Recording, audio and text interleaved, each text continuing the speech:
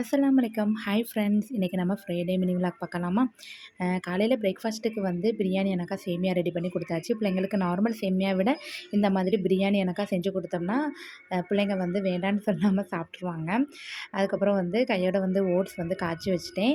ஏன்னா சோறு பொங்கும்போது எப்படியும் வந்து ஸ்டவ் வந்து ஆன் பண்ணுவேன்னா, அப்போம்போது வந்து ஓட்ஸ் காய்ச்சி வச்சுட்டு அப்படியே வந்து ஆஃப் பண்ணாமலே அடுத்தடுத்து வேலையை கண்டினியூவாக நான் பார்த்துக்கிட்டு இருப்பேன். அப்படியே வந்து ஓட்ஸ் காய்ச்சி வச்சுட்டு அப்படியே வந்து உலைய வச்சுட்டேன்.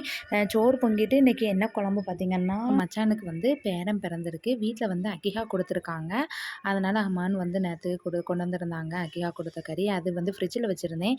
சரி இன்றைக்கி வந்து தாளித்து விட்டுலாம் அப்படின்னு சொல்லிட்டு தான் சமீரா ஏற்கனவே சொல்லிட்டாங்க, "அம்மா வாங்கின கறியை எனக்கு வச்சு தாம்மா, எனக்கு சாப்பிடணும்னு தோணுது" அப்படின்னு சொல்லிக்கிட்டு இருந்தாங்க.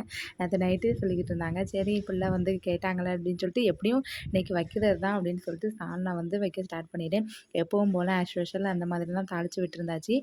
உருளைக்கிழங்கு போட்டு வைக்கிறதே பெரும்பாலும் எங்கள் அப்பாவுக்கும் என் சமீராவுக்கும் தான்.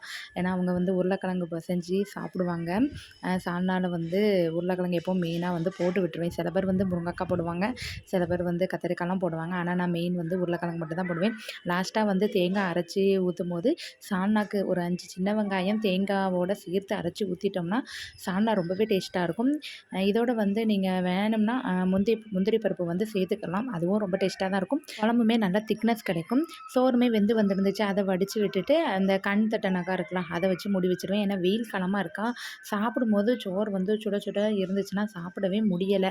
மழை நேரங்கள்லையாவது சூடாக சாப்பிட்றலாம். வெயில் நேரத்தில் இந்த மாதிரி கண் தட்டை வச்சு முடிச்சிட்டோன்னு வச்சுக்கோங்களேன், வேத்து உள்ள வந்து சாதத்தில் வடியாமல் இருக்கும். அப்புறம் மாங்காய் இருந்துச்சு. இதுக்கு வந்து நல்லா சுள்ளு புல்லுன்னு ஊறுகானக்கா தாளித்து விட்டுலாம் அப்படின்னு சொல்லிட்டு தான் நல்லெண்ணெய் ஊற்றி கடுகு அப்புறம் கருவேப்பிலை மட்டும் சேர்த்துட்டு மிளகாய்த்தூள் மஞ்சள் தூள் உப்பு போட்டு தண்ணியே ஊற்றக்கூடாது, நல்லா வடித்து வச்சுட்டு நல்லா அப்படியே மூடி வச்சிட்டோம்னா அந்த எண்ணெயிலே சுருள சுருள சூப்பராக ரெடியாகி வந்துடும்.